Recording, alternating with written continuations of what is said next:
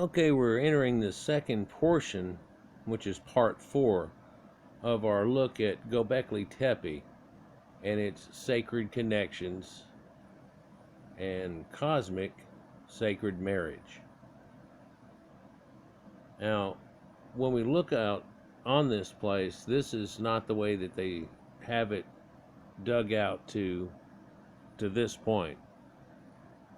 But when they had it to here, you could go and see it and go around it, and this is when a lot of the people that talk about it and everything, and there was a lot of assumptions made at that time, but people were getting measurements also, and eventually come to figure out a few things that can be seen in some of my other videos. Like what you're looking at here is enclosure C, A, B, and this is D here, that's real famous because it has certain glyphs on there, and people have hooked it up to this is right about the time, and they're talking about the time of Gobekli Tepe, or at least this was carved facing it, according to it. But in that process they were trying to figure out where this thing triangulated to, and once they pinpointed Sirius, which it seemed like a couple of the enclosures here were, it all seemed to make sense. Before then, they couldn't make a declination off each one to say, well, if that's the center, or if that's what they used and pulled the other ones off of, which one was here and which ones did they pull off of to do their measurements.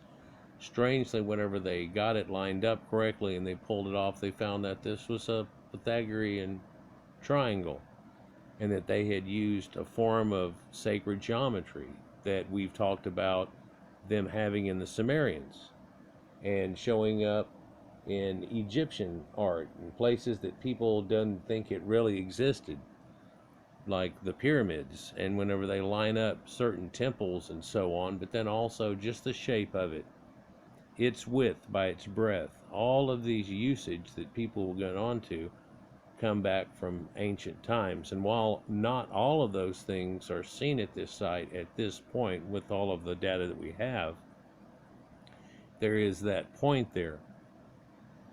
So there's lots of changes through my lifetime, and I don't know how old you are, but Pythagoras came up with this stuff once he studied all the things that were at the Library of Alexandria, and he come up with all this crap.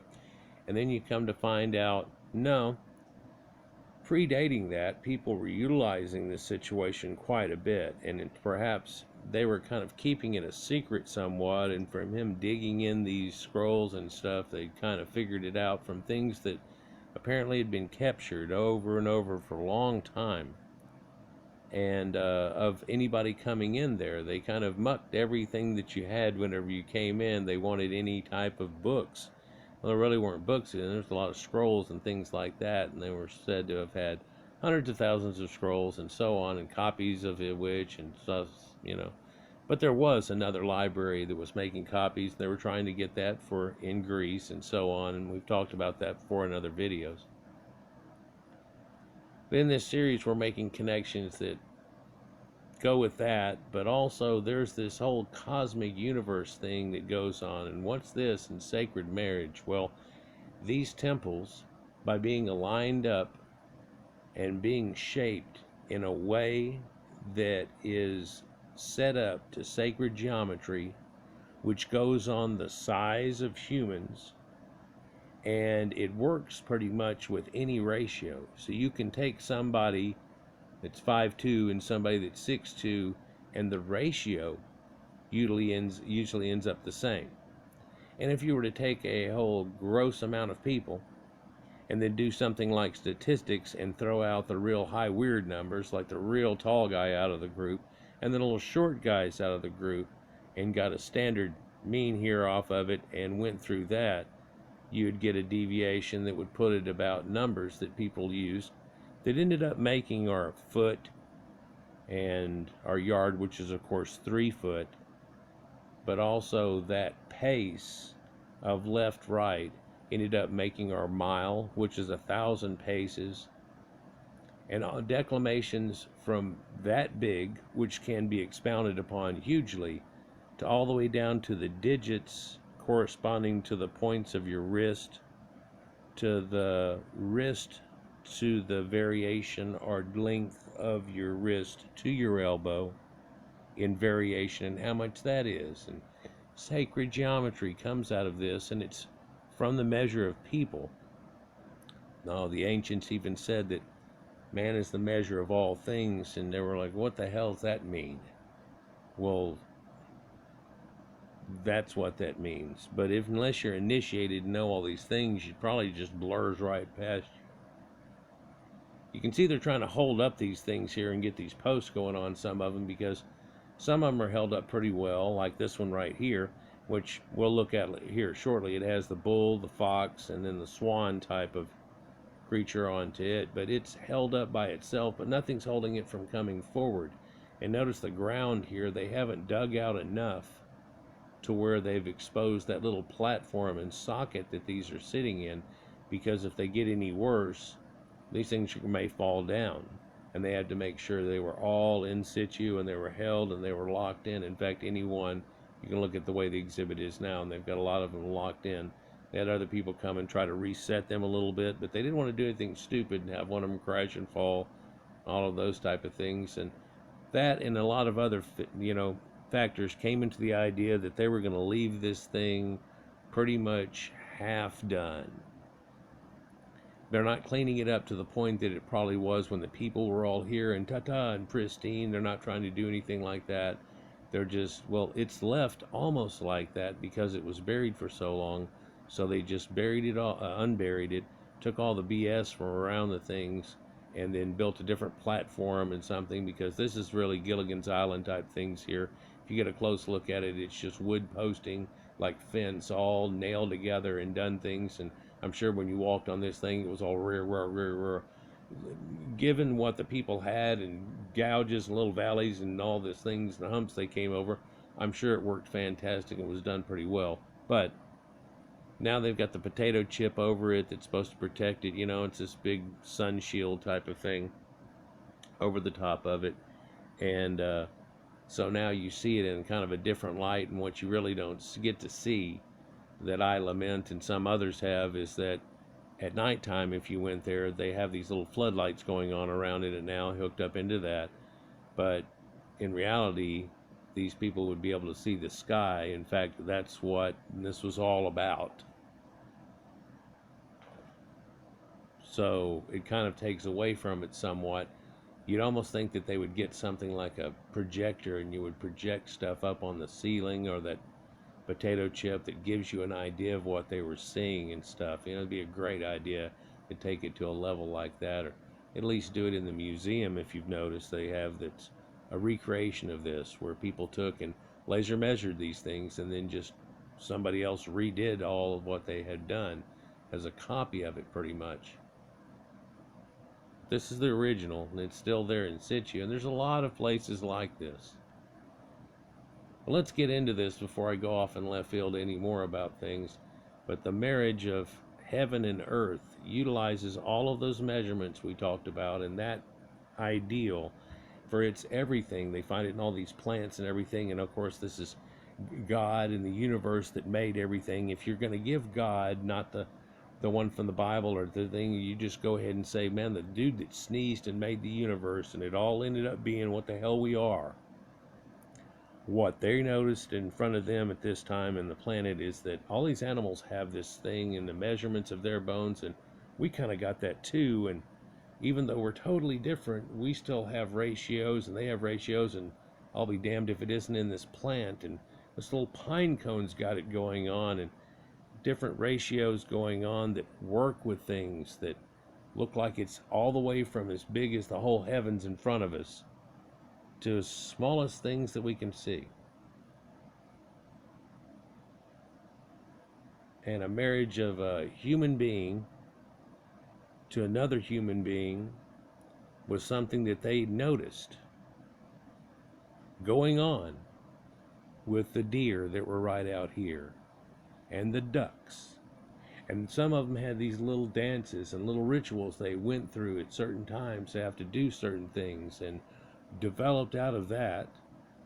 We had our own little thing going on, But we developed rituals that kept going more and more and more. And if you think it were just getting developed now, this entailed and required an incredible amount of that going on. And it was already steeped and deep in knowledge and all kinds of mythologies that they would have had at this time with shamans that were going deep with ideas that only stuck to the wall if they were true with what was all going on. And that truism and things grew into civilizations that came from this for much later. I don't want the people to think that I'm trying to display, or that they are trying to display, that, well, all of humanity seemed to be hanging out at this place at one time. But there's a large amount of hunter-gatherers and things that were going on. There are slight variations on a theme between these groups and those groups at that time, and the people that became first agriculturists and so on coming out of that.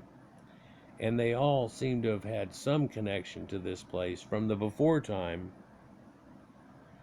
and all of its knowledge, because even some of the knowledge we see here, and that's what's questioned in this video and the article, is that from that time, even though these societies separated from each other, and each one had interactions with other societies in the far the east, and there's India and all kinds of places, you get the same thing out of it. And you can say it's whenever that second wave, or the third that came down, and whenever this happened, whenever that happened, but they had it in a before time. Whenever the people came to the Americas, they already had the swastika and a lot of their ideology and a whole concept of a lot of mythologies that people can say are common. So it's not even something that's a locale that's right around here, and these people that weeble and wobbled back forth, the people that weeble and wobbled back forth, weebled and wobbled quite to some distance, and then those people they interacted weebled and wobbled, if you follow me. I've weebled and wobbled enough to start out the second part of it. Let's do this. The Secret Gobekli Tepe, Cosmic Equinox and Sacred Marriage, Part 2. Sun and moon iconography can be found on the impressive standing pillars of Gobekli Tepe, the Neolithic temples that are among the most important archaeological sites of our time. Guest author Eatley examines what messages the ancient builders might have been trying to impart to the people who used the temples, and what they might have also been trying to communicate to all of humanity. Now, this is a local Turkish guy that's here. That's the reason in the last one you saw a lot of things talking about Proto-Turkish. But of course, the people that were here in that time weren't exactly the same people. They had interactions and some wibble wobble before they came into the area. But the references he used and everything down there, all but 2, which he used like 8, were all from Turkish type people and so on, and then they had 2 other parts out of it. I just want to kind of mention that it's not somebody that's in some other culture trying to say, you know, or hey, this is Nordics trying to say this about this. No, this is these people. Like if you noticed, whenever I recently did the one about Japhethites and the Bible and the way that all works out in India and things, and the way it all did there, that man is an Indian. From India, not an Amerindian in America. And, you know, it's kind of okay to point that out. That, hey, these people are in congruence and agreeance with it, slowly but surely, but see, there's something going on there where they run, well, if I just look into it, it looks like this happened exactly here.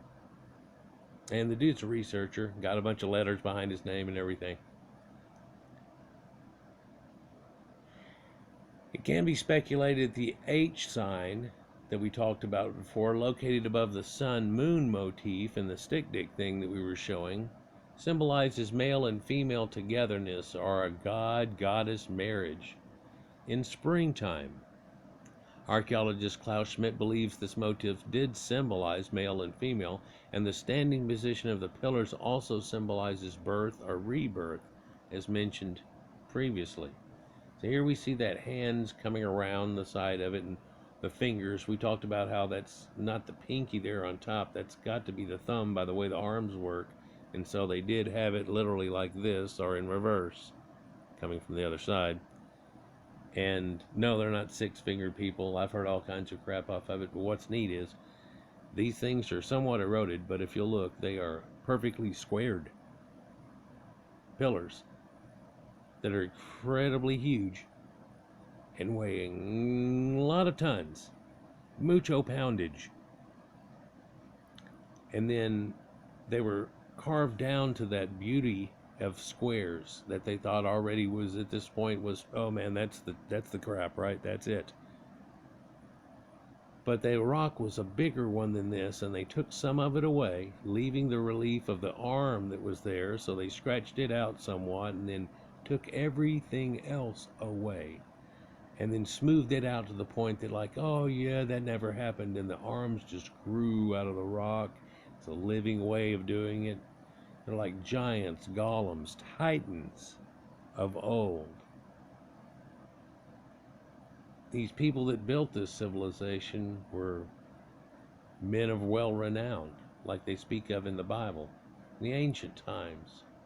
There's just a few allusions to an idea that there was something going on before. Like when Cain and Abel and the thing happened and he gets kicked out, where does he find how is a land called Nod?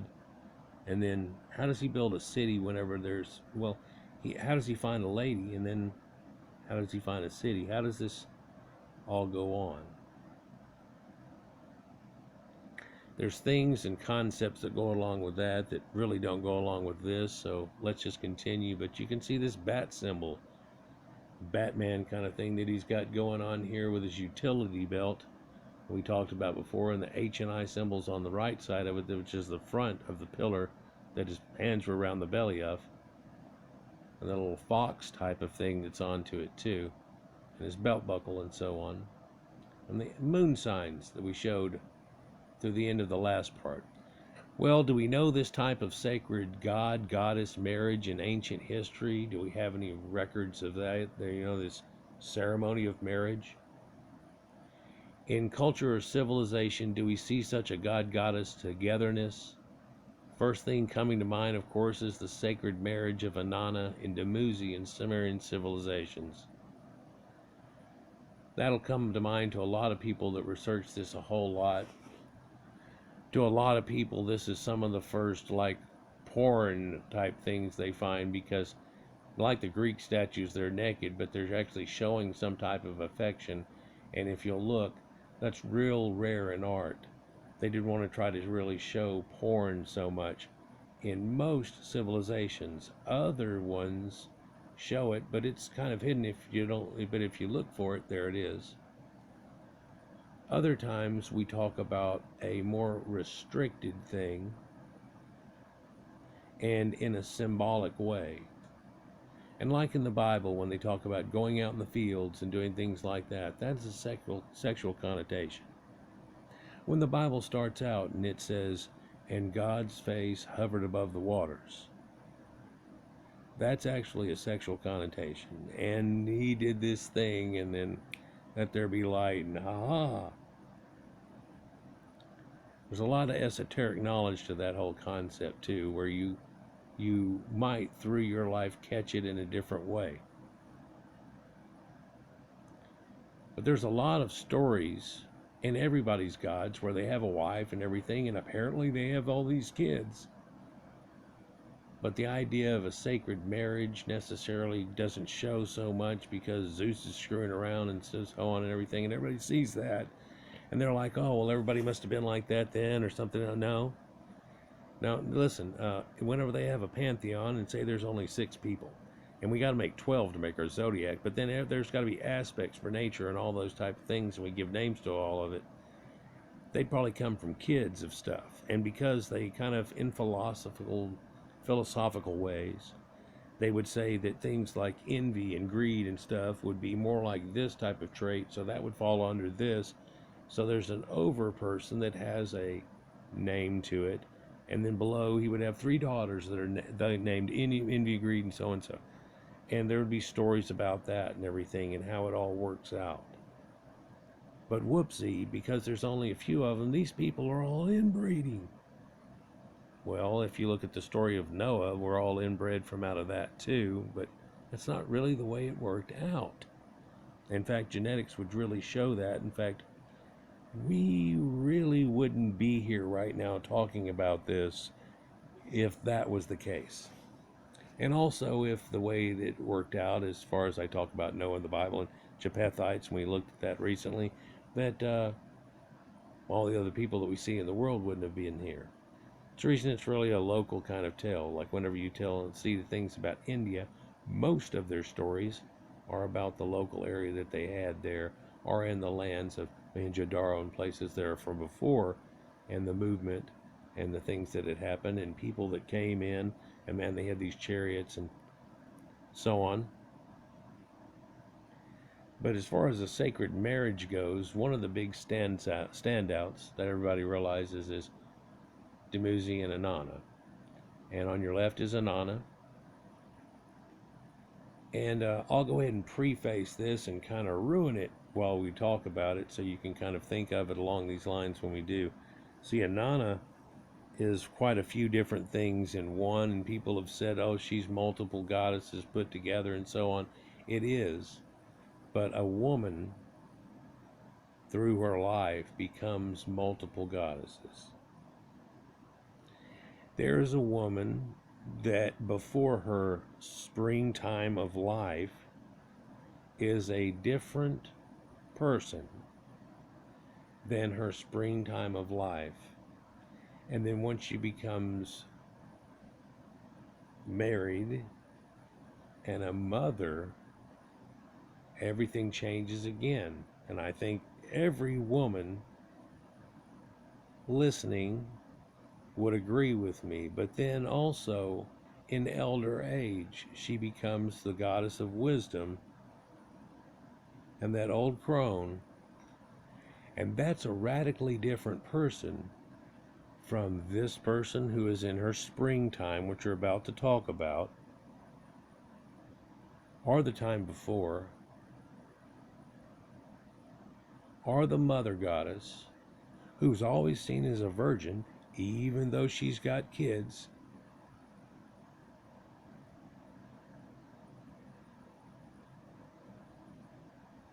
It's a strange thing in the way it works out, and everybody tries to say, oh, incest and out of it or something, or make up crazy shit. No, they only had a certain amount of pantheon, and if everything's supposed to spread out of a certain group or a handful of people, then they're going to be inbreeding. Is that the way it worked? No. There might have been some special time that something did something to kick it off. Man, I keep going off in left field. You know, we keep looking for that spark, or that popcorn spark that went on. And sadly, instead of having that, which all of a sudden gives you that idea, well, God showed up and talked to these people, they figured it all out real quick. It was the Sumerians, not even the Bible people. It goes before that. It was Egypt. Oh no, it was Sumer. No, it was the cultures that were coming before that. Well, no, these people had scrap going on. Yeah, these people had agriculture and everything. You know, whenever you got to put those together, that's when popcorn happened where it happened at. But this stuff that leads up to popcorn comes from a way back machine. A lot of things have been looked over whenever I was younger. They found things that they go, well, this is kind of like an axe kind of made thing, but or an adzle, what they have. But the way that the thing is attached off of it is just like, if it's a bad making, you wouldn't use it like that very much. And it looks like something that somebody would use for agriculture, you know, before they had animals, and they would dig in the ground and do it like that. But it's just a one-off. What? Here's another one. Well, what is that? Well, were people using that? No. See, veget back then they were all, it's comes out of the Bible and everything. The garden thing must be from out of that and Sumer, and it all started there. Of course, after that we kept finding, no, that's not true. Whoa, whoa, what about this? Look, oh, there it is. Now we find this place Gobekli Tepe and stuff, and then so they have to go like, it was starting, and you'll hear this comment, before or after, right around now maybe, because these people had to have that going on to be able to pull off this type of thing, that somehow these people that were semi-nomadic couldn't have pulled it off. Well, the people at Gobekli Tepe itself had to have been there constantly, the builders and so on like that. And then by them doing that, they would have had to have been supported by others, and there would have to have been like incredibly good hunting and things going on, and people going afar and coming back, just bringing you food and things like that goes on. It's kind of strange. Well, that's what happens whenever you pretend you took that same idea and then you put a little city around it in a wall. That's still what's going on, isn't it? You don't have walls because nobody's fighting with each other and trying to muck each other's stuff, and nobody's gotten overly jealous, and there wasn't some people that popcorn before the others and so on. But whenever that happens, those type things start happening. Let's get into this love, marriage, universe thing before I go off any further. Inanna was the Sumerian goddess of fertility and love, dominant in the sky and on earth. She provided the power of renewal and reproduction in both humans and nature. Poets wrote numerous stories about her. Most famous of them, though, is undoubtedly the tale of the sacred marriage of the goddess Inanna and the shepherd Dumuzi, also called Tammuz.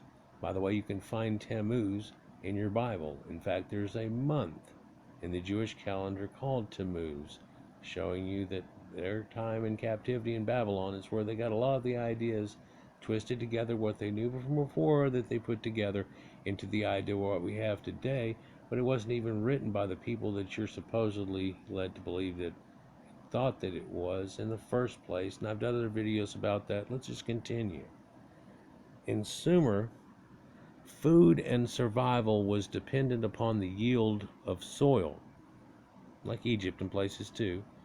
According to the Sumerians, that was said to be supplied by virility, the virility of life. Sumerians named this power the water of the heart. What are they talking about? Well, I can't really kind of talk about it. Oh, okay. For the Gobekli Tepe community, harvesting of produce and fertility of soil were extremely vital. In that period, human communities had just begun an agricultural way of life, or would begin shortly thereafter.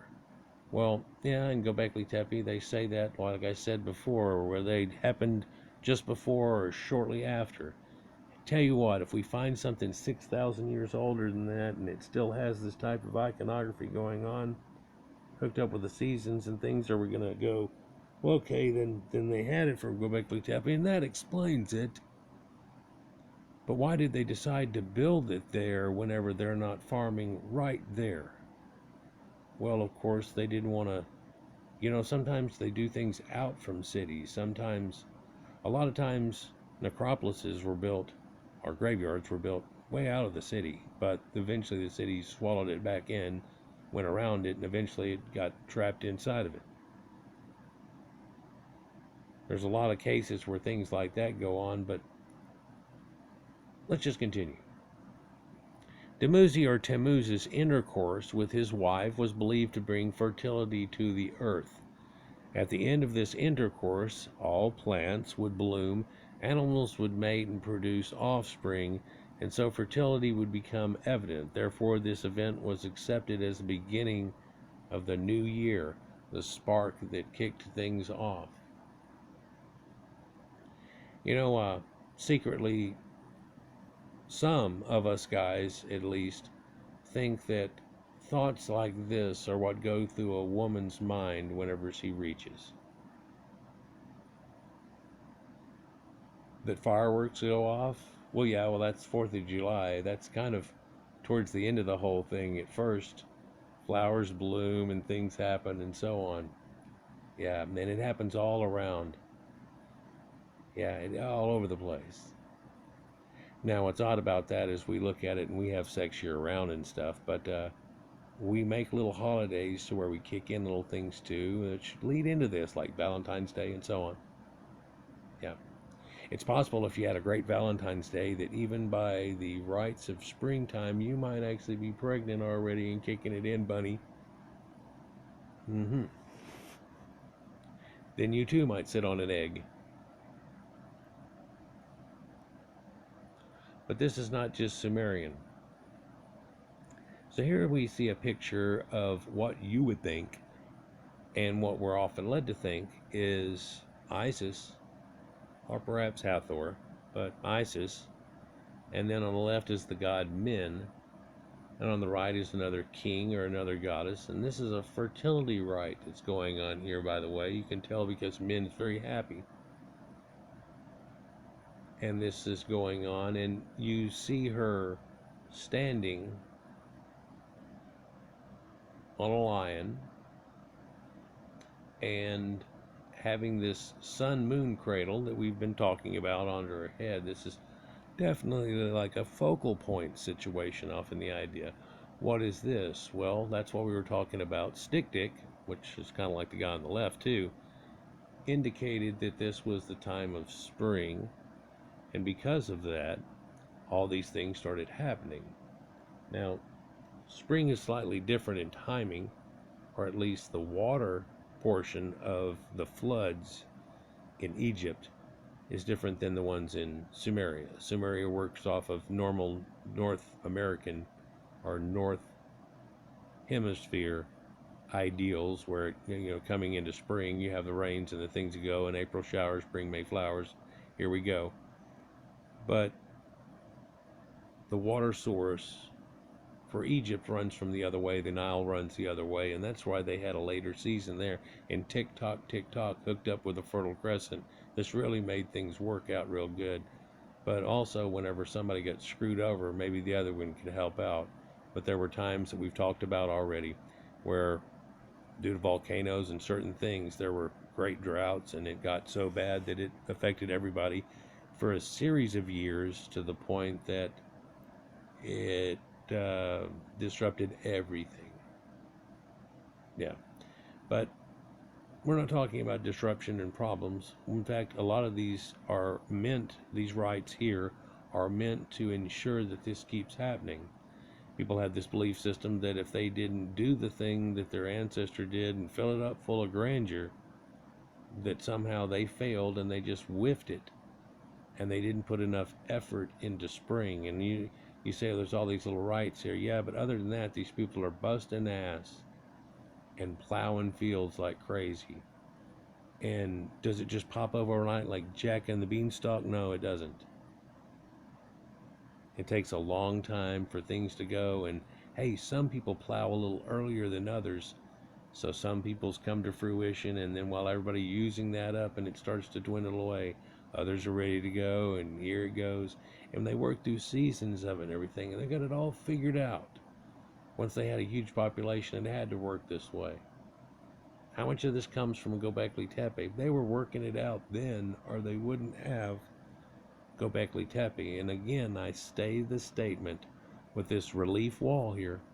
Make no bones about it. This here's a relief wall just like that Gobekli Tepe pillar is, where they've smoothed the rock up behind them and left their body image protruding out of it in bas relief. Embossed, if you will. But did that look in any way like that was the first time they ever did stonework? And they just come out of nowhere, huh? Is that the popcorn moment you want to give for it? Because all other ones have already been shattered with things that happened before, including this incredible bas relief that they apparently came up with, that we can find registered back 10,000 BC, well over 10,000 years ago, let's say, when we're looking at something that's from the Middle Period, Middle Kingdom. So 2000 BC or so, give-ish. So this other place has got almost 8,000, 7,000 years on it. All of a sudden we start talking about big expanses of time. You look at things that happened in our great-grandparents or grandparents' lifetime until now, coming through the Industrial Revolution till what we have now, and you see these people that are coming through, and it's building up and building up and building up, leading to a point that it gets so built up that when unleashed correctly, that's what happens. Pow! It's like taking a rubber band and pulling it back and then going, well, let's see what you got. As soon as there was a freedom done to do so. But we see this bowling pin hat here, and this guy with this way too tall cap on. Of course, her with the crescent moon on, and man, he's happy. But they're standing on top of a lion, and you see that same iconography, along with that sun disk, along with the winged sun disk, standing on a lion, trampling a lion, the master of beasts. Things like that associated with the whole people of the Fertile Crescents, including the forgotten people of Anatolia, which is where this is located at. And they have the same thing going on too. In fact, they have cuneiform writing too, and all of these things that are attached to people, and a variation on a theme that's a close variation on a theme. Maybe not so distant as the connections we try to make with this person is this person is this person, but this is Inanna doing the rites of spring, isn't it? It's everything. Well, no, believe it or not, this is a Syrian goddess. Yeah, they've realized over time, because the cartouche up there does not have the epitaphs of Isis. Who's the goddess of spring? Where'd they get it from? Right? Fertility goddesses of ancient Egypt and Gobekli Tepe. But it is Min on your left, the fertility god, Kadesh, which is a fertility goddess of Syria, and a protective god, Reshep, of Egypt on the right, which is supposed to almost been like Mantu or whatever, one of the great warriors here that's going to protect the situation. So he's all protecting it. She's got the snake in one hand, and it's all going and hissing at him, if you will, or just checking him out, or passing on, or looking at his arrayas. But in her other hand is grains. And so everybody that looks at any iconography there all can go, this is extremely got to do with fertility. Yeah, we get the idea. But standing on a Leo and a lion in the age of Leo, and things coming through time, means a lot too. But also, these people had killed off all the lions in this area. Well, no, not all. No, not all. There were still lions in this area at the time, but killed off enough of them and taken it back to where civilization was one thing and the wild was another. And how long ago did they do that? Apparently before the end of the last ice age, and whenever it came through out of that, all of those other things evaporated away due to what happened, and we were left with this situation that they show remembrance of. That's a stele featuring the foreign gods, though, they talk about Kadesh, the fertility goddess of Syria. You know what's odd about that is that we talk about Kadesh, and whenever the Egyptians went up there and got to a certain point and had their ass handed to them, which they looked at as being like a victory, and one of the very first standoffs that they even recorded as having happened. Most any other time they had a failure, it really wasn't mentioned. It sure wasn't taken down as being a great thing, but it really could have gone south, and the king himself could have been gone and everything. So they looked at it as being a partial victory, if you will, but it sure was hopped up on the wall. So whenever you see the representation of it, it's like, oh, we did all this in a bag of chips. And then you look in history and the way that all worked out, and it's like, it didn't work out like that. In fact, you got to a certain point and just had your ass handed to you, and you had to go back. Sumerians reenacted this sacred intercourse, though, back to love, as a royal ritual and a state occasion by giving in marriage to the king of the country a high-ranking woman of the holy temple. It's like a nun, a high-ranking nun. Each year they organized festivals surrounding the occasion. In these ceremonies, the high-ranking woman would portray the goddess, and the king stood in for the god, and they actually consummated this situation. In a modern day, women couldn't stand the idea that their husband would be doing this once per year or something like that, but it was an idea that even some of the people would be doing, and it helped fund the church, by the way.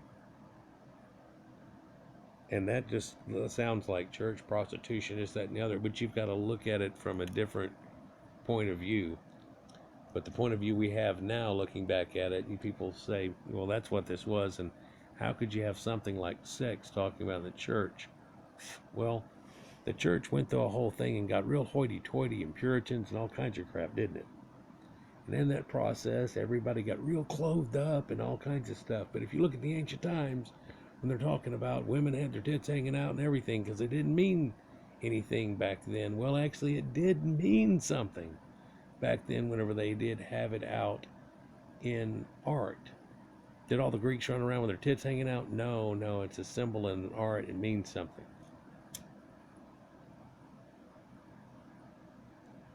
But it's showing the perfection of the human form and not covering up with something, covering it up with something, covered up with something.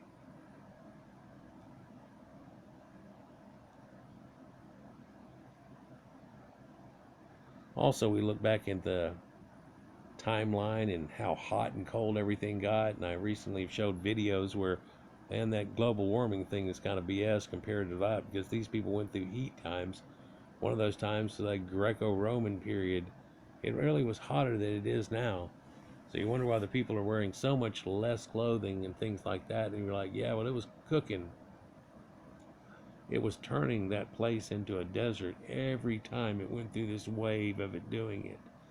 It seemed to do it on that lunar cycle thing that comes like every 11 or 12 years, and